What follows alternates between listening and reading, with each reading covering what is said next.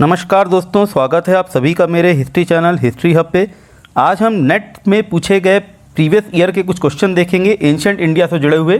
तो शुरू कर रहा हूँ। सबसे पहले मैं जून 2014 के प्रश्न पत्र थे और पहला प्रश्न है मैच द फॉलोइंग के ऊपर है। एक तरफ दिया हुआ है जाली प्रकार की उत्खनन पद्धति यानी कि ग्रिड पैटर्न ऑफ एक्सकेवेशन, स्तर विन्यास का सिद्धांत यानी कि स्ट्रैटिग्राफी के ऊपर है, रेडियो कार्बन तिथिक्रम पद्धति और त्रिआयामी मापन पद्धति यानी कि 3 डायमेंशनल मेथड। जो इसके प्रोपोनेंट्स हैं, किसने इसको प्रतिपादित किया सिद्धांतों को, उसके नाम दिए हुए हैं। एक तरफ पिट रिवर्स, व्हीलर, थॉमस जेफरसन और F.W. लिबी। तो आपको सबसे पहले याद रखना है, ये सबसे ज़्यादा इंपॉर्टेंट जो पूछा जाता है, रेडियो कार्बन तिथि क्रम पद्धति किसने दी है, ये दी है F.W. लिबी ने। सबसे ज़्यादा इंपॉर्टेंट है, इसलिए आप इसको याद रखिए और इससे ये प्रश्न भी हल हो जा रहा है। लेकिन चलिए और देख लेते हैं। ग्रिड पैटर्न की जो उत्खनन पद्धति है ये दी है व्हीलर ने, और व्हीलर के साथ एक और विद्वान का नाम आता है जिनका नाम है कैनियन। तो व्हीलर और कैनियन ने मिलकर दिए। कई बार हो सकता है आपसे व्हीलर की जगह कैनियन भी पूछ लिया जाए। उसके बाद स्तर विन्यास का जो सिद्धांत है, ये स्तर विन्यास का मतलब होता है स्ट्रैटिग्राफी। स्ट्रैटिग्राफी का जो सिद्धांत है ये दिया है आपको थॉमस जेफरसन ने। स्ट्रैटिग्राफी क्या होती है, ये वो भूविज्ञान की वो शाखा है जो स्तरीकृत चट्टानों के निर्माण और उनकी संरचना से संबंधित है।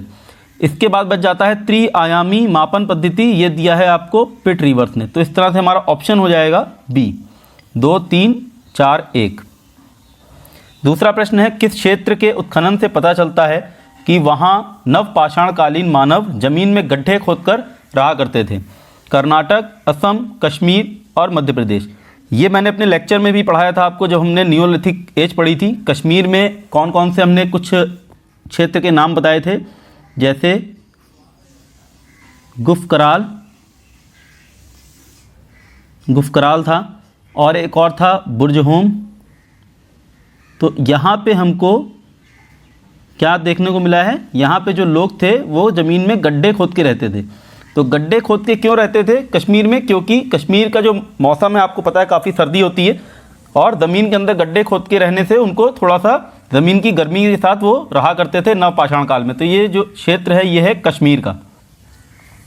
तीसरा प्रश्न है युद्ध में निम्नलिखित शस्त्रों, ये शास्त्र लिख दिया है, शस्त्र की बात कर रहा है, हथियार की बात कर रहा है, आर्म्स वगैरह की बात कर रहा है। शस्त्र में से कौन हड़प्पा संस्कृति के अवशेष नहीं मिलते? धनुष तीर, तलवार, ढाल, शिरास्त्राण। तो जैसा कि मैंने आपको बताया जो हड़प्पा संस्कृति थी वो ज़्यादा युद्ध में बिलीव नहीं करते थे। वो लोग शांति प्रिय एक कम्युनिटी है और वहाँ पे हमको ना तलवार मिलती है देखने को, ना ढाल मिलती है, ना शिरस्त्राण मिलता है। शिरस्त्राण यानी कि हेलमेट की बात कर रहा है, जो युद्ध में पहना जाता था हेलमेट, उस तरह का हेलमेट है ये जिसकी बात कर रहा है। तो ये हमको कुछ भी नहीं देखने को मिलता हड़प्पा कालीन सभ्यता में। हालांकि धनुष तीर जो है वो केवल इसलिए देखने को मिलते हैं कि वो थोड़ा बहुत शिकार करते थे और अपना जो जंगली जानवर है उनसे सुरक्षा के लिए धनुष तीर रखते थे। हालांकि धनुष तीर का भी युद्धों में इस्तेमाल हुआ ऐसा ज़्यादा हमको प्रतीत नहीं होता। तो इसका ऑप्शन हो जाएगा ऑप्शन डी। चौथा प्रश्न है निम्नलिखित पुरोहितों में से कौन यज्ञ के संपादन का निरीक्षण करता था? होता, ब्रह्मा, उद्गाता और अध्वर्यु। अब इसके क्वेश्चन में सबसे पहले हम ये देख लेते हैं जो होता है ये क्या था। ये ऋग्वेद का प्रीस्ट है। जितने भी 4 वेद हैं चारों के लिए अलग अलग प्रीस्ट माना गया, तो ऋग्वेद का प्रीस्ट है होता, और अध्वर्यु जो है ये है आपका यजुर्वेद का।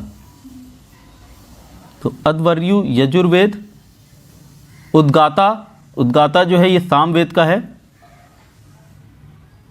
सामवेद। और जो ब्रह्मा है ये है आपका अथर्ववेद का। और जो यज्ञ का संपादन है वो अथर्ववेद में दिया है, इसलिए इसका जो प्रीस्ट हो जाएगा ये ब्रह्मा हो जाएगा। अथर्ववेद का जो प्रीस्ट है यही पुरोहित है जो आपके यज्ञ के संपादन का निरीक्षण करता था। अब देखते हैं कुछ दिसंबर 2014 के प्रश्न। पहला प्रश्न है इसमें निम्नलिखित में से कौन सा हड़प्पा युगीन स्थल नहीं है? पादरी, कुंतासी, भिराना, जखेड़ा। तो मैंने आपको हड़प्पा कालीन स्थल के ऊपर पूरा एक लेक्चर लिया है और उसमें इन सभी स्थल की हमने बात की थी, जिसमें से जो पादरी और कुंतासी हैं ये कहाँ पे स्थित हैं? ये हैं गुजरात में,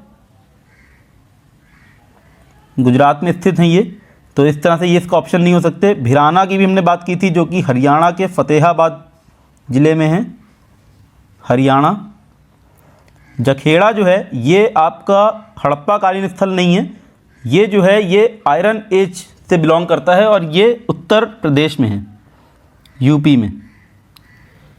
अब थोड़ा सा बता देता हूँ आपको, भिराना जो है ये बहुत ही ज़्यादा, इसको अभी हाल ही फ़िलहाल में बहुत ज़्यादा इसका उत्खनन हुआ था। 2004-05 में इसका उत्खनन कराया गया है और ऐसा प्रतीत हुआ है कि जो भिराना है ये सबसे ज़्यादा पुराना स्थल है, मतलब प्री हड़प्पन स्थलों में। इससे पहले हम मानते थे मेहरगढ़ को, जिसकी काल अवधि मानी गई थी कुछ 7000 BC, लेकिन जो भिराना है इसकी काल अवधि मानी गई है 7300 BC। रेडियो कार्बन के मदद से ही इसका ये पता चला है कि ये जो भिराना जो क्षेत्र है ये मेहरगढ़ से भी पुराना है। क्वेश्चन नंबर 6, इनमें से कौन सा युग्म सही सुमेलित नहीं है? एक तरफ चारों वेद दिए हैं, दूसरी तरफ उनके ब्राह्मण के नाम दिए हुए हैं। ऋग्वेद ऐत्रेय ब्राह्मण, सामवेद तैत्रीय ब्राह्मण, यजुर्वेद शतपथ ब्राह्मण, अथर्ववेद गोपद ब्राह्मण। तो अथर्ववेद का एक ही ब्राह्मण है, गोपद ब्राह्मण। ऋग्वेद के 2 ब्राह्मण हैं, एक ऐत्रेय ब्राह्मण है और एक और कौन सा है, कौशिटकी। तो ऋग्वेद के भी 2 ब्राह्मण हैं, तो इस तरह से दोनों सम्मिलित हो गए। यजुर्वेद के 2 ब्राह्मण कौन कौन से हैं? एक तो शतपथ ब्राह्मण है और दूसरा तैत्रीय ब्राह्मण जो है ये भी यजुर्वेद का है, ना कि सामवेद। तो ये इस तरह से आपका ऑप्शन हो जाएगा बी। सामवेद का जो ब्राह्मण है वो तैत्रीय नहीं है। सामवेद का ब्राह्मण कौन सा है? सामवेद के ब्राह्मण हैं तंडे और जैमिनी। तो सामवेद के 2 ब्राह्मण हो गए, तंडे और जैमिनी। तैत्रीय ब्राह्मण शतपथ ब्राह्मण यजुर्वेद का है। 7वां प्रश्न है, अश्वपति उपनिषद काल में कहाँ का राजा था? कैकेय, मद्र, पांचाल और उशीनर। तो ये सिंपल सा क्वेश्चन है, ये आपसे बात कर रहा है उपनिषद काल की, ये ज़रूर ध्यान रखना है, महाजनपद काल की बात नहीं कर रहा। तो उपनिषद काल में कैकेय का राजा अश्वपति था।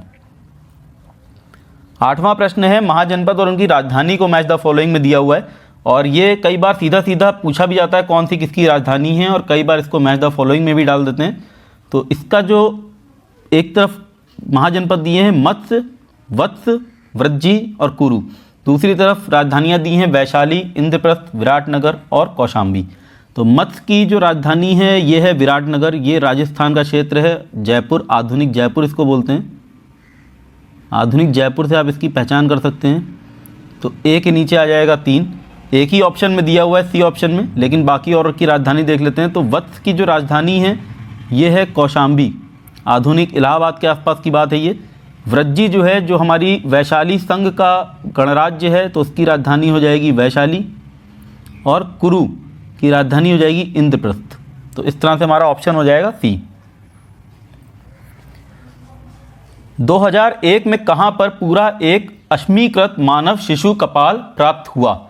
ऑप्शन है भीमबेटका, हथनोरा, दमदमा और औदे। तो ये जो 2001 में जीवाश्म प्राप्त हुआ, इसके ऊपर मैंने पूरा का पूरा एक लेक्चर लिया था कि कहाँ कहाँ से भारत में कौन कौन से जीवाश्म प्राप्त हुए, कब हुए और किसने किए। तो उसमें मैंने इन सब की बात की थी। हथनोरा की जो बात की थी, हथनोरा में जो जीवाश्म मिला है वो किसको मिला है? अरुण सोनकिया को मिला है, अरुण सोनकिया। और ये एक बार अभी जो हम डिस्कस कर रहे हैं ये है 2014 का पेपर। 2015 में इसके ऊपर क्वेश्चन आया था कि हथनोरा से जो अरुण सोनकिया को जीवाश्म मिला वो कौन सा था? तो वो होमो इरेक्टस था। और ये इनको होमो इरेक्टस कहाँ से मिला है? इनको होमो इरेक्टस जो मिला है ये मिला है मध्य प्रदेश में नर्मदा घाटी से। जबकि इसका जो आंसर हो जाएगा ये हो जाएगा औदे। औदे जो है ये तमिलनाडु में है, और तमिलनाडु में इसकी जो खोज की थी वो की थी राजेंद्रन ने, पी राजेंद्रन। तो पी राजेंद्रन ने खोजा है एक मानव शिशु कपाल। कहाँ से? औदे से। औदे कहाँ है? तमिलनाडु। तो ये हमें याद रखना है पूरा का, इस तरह से इसका व्याख्या हो जाता है। हथनोरा से अरुण सोनकिया को मिला होमो इरेक्टस, और वो कहाँ से मिला? वो मिला इनको होशंगाबाद जिला यानी कि नर्मदा घाटी से। नेक्स्ट क्वेश्चन है क्वेश्चन 10, निम्नलिखित किस स्थल से लघु पाषाणिक संदर्भ में एक हाथी दांत की लटकन प्राप्त हुई है? बागौर, दमदमा, मैदहा, सराय नहर राय। तो ये जो दमदमा है यहाँ से हाथी दांत की एक लटकन प्राप्त हुई है। और अगर हम बात करें बागौर की तो यहाँ से हमको मिलता है कॉपर स्टिक यानी कि तांबे की छड़, तांबे की छड़ हमको मिलती है बागौर से। और बागौर जो है ये सबसे बड़ा मध्य पाषाण कालीन स्थल भी है। इसके अलावा महदहा की अगर हम बात करें तो यहाँ से हमको मिलते हैं युगल शवाधान यानी कि आपके जो पुरुष और स्त्री को एक साथ दफनाए जाने के साक्ष्य मिलते हैं। और हमको एक बुचड़ खाना भी मिलता है। तो बुचड़ खाना अगर पूछा जाए आपको कहाँ से मिला है तो बुचड़ खाना जो है ये आपको मिला है महदहा से। इसके बाद अगर हम बात करें सराय नहर राय तो सराय नहर राय से आपको एविडेंस ऑफ बैटल मिलता है, अर्लीस्ट एविडेंस ऑफ बैटल मिला है सराय नहर राय से। Next question 11th assertion reason पे है। हड़प्पा कालीन लोगों को हल आधारित कृषि का ज्ञान था। रीजन दिया हुआ है बनवाली से पकी मिट्टी के हल का एक नमूना मिला है। तो अगर हम इसको देखें, मैंने आपको बताया कि इस तरह से इन क्वेश्चंस को हल किया जाता है। इसके बीच में आप लगाएंगे क्योंकि। तो सबसे पहले आप देखेंगे दोनों सेंटेंस सही हैं या नहीं। बनवाली से पकी मिट्टी के हल का नमूना मिला है, सही बात है। एक क्ले मॉडल मिला है प्लॉ का। और हड़प्पा कालीन लोगों को हल आधारित कृषि का ज्ञान था, ये हमको कई जगह से साक्ष्य ऐसा मिलते हैं क्योंकि हमको जुती हुई खेत भी मिले हैं, उसके भी साक्ष्य मिले हैं और ये इसकी व्याख्या कर रहा है। अब अगर आप इस पूरे प्रश्न को इस तरह से पढ़ें कि हड़प्पा कालीन लोगों को हल आधारित कृषि का ज्ञान था क्योंकि बनवाली से पकी मिट्टी के हल का एक नमूना मिला है। तो हल का नमूना मिला है, इसका मतलब है कि उनको हल का ज्ञान था, तभी हल का वो नमूना बना रहे थे, तभी उन्होंने उसका एक मॉडल तैयार किया है। तो इसका ऑप्शन हो जाएगा ऑप्शन ए। क्वेश्चन नंबर 12 है निम्नलिखित में से किन वैदिक नदियों के स्थान अफगानिस्तान में निर्धारित किए गए हैं। ऑप्शन है अस्किनी, कुंभा, क्रमु और शुतुद्री। तो ये मैंने आपको बताया था जब वैदिक नदियों की हमने बात की थी और इस तरह से क्वेश्चन बन जाता है। और इसमें से जो अस्किनी हैं इन ये सबके आधुनिक नाम भी हो सकता है, आपसे पूछ लिए जाएँ। तो मैंने आगे चल के इसमें एक टेबल डाल दी है, आप उसको देख सकते हैं कि आधुनिक इसके क्या क्या नाम थे। अब इसी क्वेश्चन पे अगर हम वापस आएँ तो जो कुंभा नदी है और जो क्रमु है ये दोनों इस समय अफगानिस्तान में है। बाकी आपकी जो नदियां हैं शुतुद्री और अस्किनी, अस्किनी यानी कि चिनाब और शुतुद्री यानी कि सतलज नदी, ये अफगानिस्तान में नहीं है, ये भारत और पाकिस्तान में बहती हैं। और इसका ऑप्शन हो जाएगा ऑप्शन बी। तो ये पूरी की पूरी लिस्ट है, इसको आप एक बार देख लो। सिंधु पुराना नाम था, आधुनिक नाम उसका इंडस है। वितास्ता पुराना नाम था, आधुनिक नाम झेलम के नाम से उसको हम जानते हैं। अस्किनी को चिनाब के नाम से जानते हैं और पुरुषनी को रावी के नाम से जानते हैं। विपास को ब्यास के नाम से जानते हैं हम। शुतुद्री को जानते हैं हम सतलज के नाम से। गुमल को हम गोमती के नाम से जानते हैं। ये आ गया क्रुमु जो अफगानिस्तान में है, कुर्रम के नाम से जाना जाता है। और दृष्टवती नदी पुराना नाम है, अभी आधुनिक नाम उसका घग्गर है। इसी तरह से आपको इनके नाम थोड़े से याद करने हो सकता है, आपसे आधुनिक नाम भी पूछ लिया जाए। अब हम देखते हैं जून 2015 के कुछ प्रश्न। शवाधान प्रचलन शुरू किया था होमो सेपियंस द्वारा, होमो इरेक्टस द्वारा, होमो निएंडरथल द्वारा या होमो हेबिलिस द्वारा। तो ये सारी की सारी प्रजातियां हैं मानव की, अलग अलग प्रजातियां हैं। और ये जो शवाधान का प्रचलन है सबसे पहले होमो निएंडरथल ने शुरू किया था और इन्होंने ही दफनाना शुरू किया पैर काट के एक सुनिश्चित दिशा में। तो इस तरह से शवाधान का जो प्रचलन है वो होमो निएंडरथल के द्वारा शुरू किया गया है। 14वां प्रश्न है कहाँ पर सबसे ज़्यादा संख्या में ताम्र संचय मिला है। ताम्र संचय सबसे ज़्यादा कहाँ मिला है, जोधपुरा, बहादुराबाद, सईपई या गुनगेरिया। तो सबसे ज़्यादा जो ताम्र हमको संचय मिलता है वो मिलता है गुनगेरिया में। और गुनगेरिया जो है आपका ये कहाँ है, ये है एमपी में। इसी तरह से बहादुराबाद जो है ये आपका उत्तरांचल में है। तो आपको याद रखना है गुनगेरिया में सबसे ज़्यादा आपको ताम्र संचय मिला है। क्वेश्चन नंबर 15 है मोहनजोदड़ो, लोथल, हड़प्पा, पिरक। ये आपको मैच द फॉलोइंग दिया हुआ है कि इनसे इन जगहों से हड़प्पा कालीन स्थल है, इन यहाँ से आपको क्या क्या चीज़ें मिलती हैं वो एक तरफ दी हुई हैं, उसको मैच करना है आपको। तो मोहनजोदड़ो से आपको क्या मिला है, मोहनजोदड़ो से हमको मिलता है टेराकोटा की घोड़े की प्रतिमा। तो टेराकोटा के घोड़े की प्रतिमा हमको मिलती है मोहनजोदड़ो से। यज्ञ वेदी हमको 2 जगह से मिली है, लोथल से भी मिली है और कालीबंगा से भी मिली है। तो बी के नीचे आपका आ जाएगा 4। इस तरह से अगर हम देखें तो सबसे पहले सीधे सीधे हमारा ऑप्शन बी हो जाता है। और हड़प्पा से हमको मिलता है टेराकोटा का पहिया और पीरक से मिलता है हमको घोड़े का जीवाश्म। तो हमको हड़प्पा कालीन स्थल में पीरक जो है यहाँ से हमको घोड़े के जीवाश्म मिले हैं। ये एक महत्वपूर्ण तथ्य है और इस तरह से हमारा ऑप्शन हो जाएगा बी। 16वां प्रश्न है, निम्नलिखित में से किसने सर्वप्रथम प्रतिपादित किया कि हड़प्पा संस्कृति का विकास सिंधु क्षेत्र में स्वतः हुआ और इसमें पश्चिम का अंतर्वेद नहीं था? दयाराम साहनी, राखलदास बनर्जी, जॉन मार्शल या माधव स्वरूप वस्त? तो ये जो ऑप्शन है इसमें जो आयोग ने माना है, यूजीसी ने, वो ऑप्शन सी माना है, जॉन मार्शल।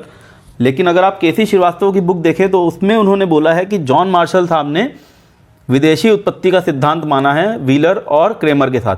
लेकिन जो आयोग मानता है वो एनसीईआरटी बेस्ड क्वेश्चन है ये, और एनसीईआरटी में जॉन मार्शल दिया हुआ है कि जॉन मार्शल ने इसको प्रतिपादित किया था अपनी एक पुस्तक में कि इसका जो विकास है सिंधु क्षेत्र का वो स्वतः हुआ है। और उपेंद्र सिंह मैम की अगर आप पुस्तक देखें तो उसमें भी जॉन मार्शल को माना गया है कि उन्होंने सिंधु क्षेत्र में स्वतः विकास को माना है और इसमें पश्चिम का अंतर्वेद नहीं माना है। तो इस तरह से हमारा ऑप्शन हो जाएगा सी। कन्फ्यूजन नहीं होना है। अगर आप केसी श्रीवास्तव पढ़ रहे होंगे या कोई और पुस्तक पढ़ रहे होंगे तो उसमें शायद जॉन मार्शल के बारे में दिया होगा ऐसा कि उन्होंने विदेशी उत्पत्ति का सिद्धांत माना है। दिसंबर 2015 के कुछ क्वेश्चन देख लेते हैं। भारत में प्राचीनतम चूल्हे के पुरातात्विक साक्ष्य कहाँ से मिले हैं? बिलासुरगाम, हुंसकी, भीमबेटका या महगरा? तो इसका आंसर है दोस्तों बिलासुरगाम, और यहीं से हमको प्राचीनतम साक्ष्य मिलते हैं चूल्हे के।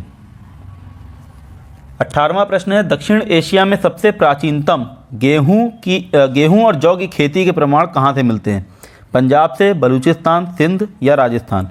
तो अगर आपको याद होगा तो आपने पढ़ा होगा, एक जगह का नाम है मेहरगढ़, और ये जो मेहरगढ़ है ये पाकिस्तान के बलूचिस्तान में स्थित है। तो इसका आंसर हो जाएगा बलूचिस्तान। और बलूचिस्तान है कहाँ पे प्रेजेंटली अगर हम देखें तो ये पाकिस्तान का हिस्सा है। यहीं से हमको प्राचीनतम गेहूं और जौ की खेती के साक्ष्य मिलते हैं नियोलिथिक एज में, नवपाषाणकालीन साक्ष्य हैं। 19वां प्रश्न है, इनमें से कौन सही सुमेलित नहीं है? एक तरफ आपको फिर से हड़प्पा कालीन स्थल दिए हुए हैं और उनके बारे में दिया है।